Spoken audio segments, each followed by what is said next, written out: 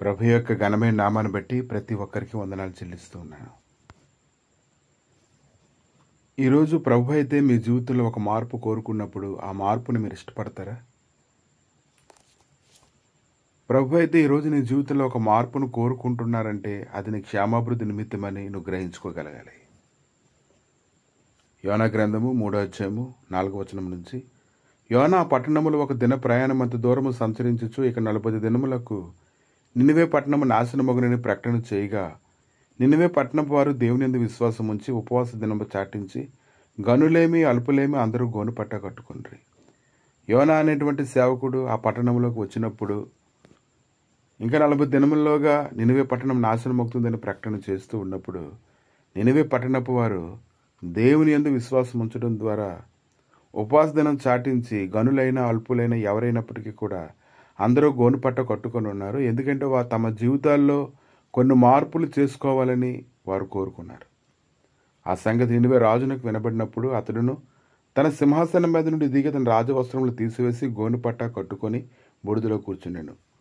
మరియు రాజైన తానును ఆయన మంత్రులకును ఆజ్ఞయిగా, ఒకవేళ దేవుడు మనసు తిప్పుకుని పశ్చాత్తాపుడే మనం లయము కాకున్నట్లు తన కోపాగ్ని చల్లార్చుకున్నాను గనుక మనుషులు ఏది పుచ్చుకొనకూడదు, పశువులు కానీ ఎద్దులు కానీ గొర్రెలు కానీ మేత మేయకూడదు, నీళ్ళు త్రాగకూడదు.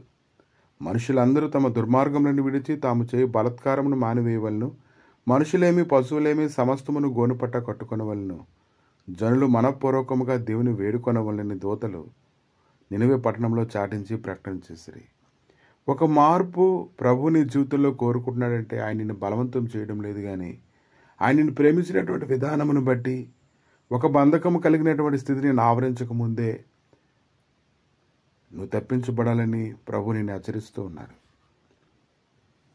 కనుక ఎప్పుడైతే మనం ఆయన మాటలు వింటూ ఉన్నప్పుడు ఆయనకు లోపడడానికి మనం ఇష్టపడితే వెంటనే మళ్ళీ మనం సరిచేసుకోగలిగితే, ఒక మార్పును కానీ ఆహ్వానించగలిగితే, లోకస్వార్త 1వ అధ్యాయం 50వ వచనంలో ఆయనకు భయపడే వారి మీద ఆయన కనికరము తరతరములుండును.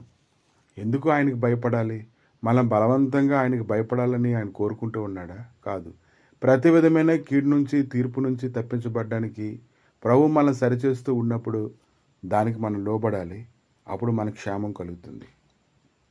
ఈ నినివే వారు తమ చెడునడతలను మానుకొనగా వారు చేయుచున్న క్రియలను దేవుడు చూచి పశ్చాత్తాపుడై వారికి చేదులను తాను మాట ఇచ్చిన కీడు చేయక మానెను. కనుక ఎప్పుడైతే నువ్వు దేవునికి లోబడతావో, మార్పు చేసుకుంటావో, నువ్వు ఖచ్చితంగా నువ్వు బ్రతుకుతావు. ఒకవేళ కానీ నువ్వు ఆయన మాటకు లోబడకుండా ఉన్నట్లయితే రోమిలికి రాసిన పత్రిక 2వ అధ్యాయం 5వ వచనంలో, నీ కాఠిన్యమును మార్పు పొందని నీ హృదయమును అనుసరించి ఉగ్ర దినమందు అనగా దేవుని న్యాయమైన తీర్పు బయలుపరచబడు దినమందు నీకు నీవే ఉగ్రతను సమకూర్చుకొనుచున్నావు. కనుక ఆయన ఎందుకు మనతో మాట్లాడుతున్నారు? ఎందుకు నువ్వు మార్పు చెందాలని ఆయన కోరుకుంటూ ఉన్నారు. కనుక అటువంటి మార్పును నీ జీవితంలో ఆయన కోరుకుంటూ ఉన్నప్పుడు దాన్ని నువ్వు ఆహ్వానించుకోగలగాలి. దానికి నువ్వు లోబడాలి. నిన్ను సరిచేసుకున్నట్లయితే నీవే కాదు, నీ కుటుంబం అంతటినీ కూడా కీడు నుంచి తప్పించిన వాడవుతావు.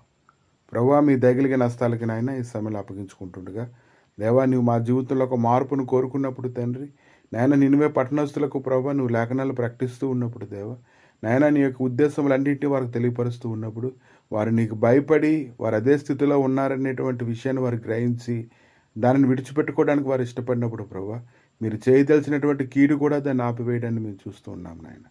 అవును దేవా నాయన, ఇదిగో తండ్రి నీ చేతుల్లో పడుట క్షేమము కానీ దుష్టుని చేతిలో పడడం ద్వారా ప్రభా నాయన అది ఇంకా భయంకరం. కనుక నువ్వు హెచ్చరించిన వెంటనే లోబడ్డానికి, ఒప్పుకోవడానికి, నీ సన్నిధిలో సాగిలపడడానికి ప్రతి ఒక్కరికి కృప దయచేసి తమ జీవితంలో ఎన్నో మార్పులు చేసుకోవడం ద్వారా సంపూర్ణమైనటువంటి ఆశీర్వాదం వారు పొందినట్లుగా సహాయం దయచేయమని యేసుక్రీస్తు నామములు అడిగి వేడుకుంటున్నాము తండ్రి.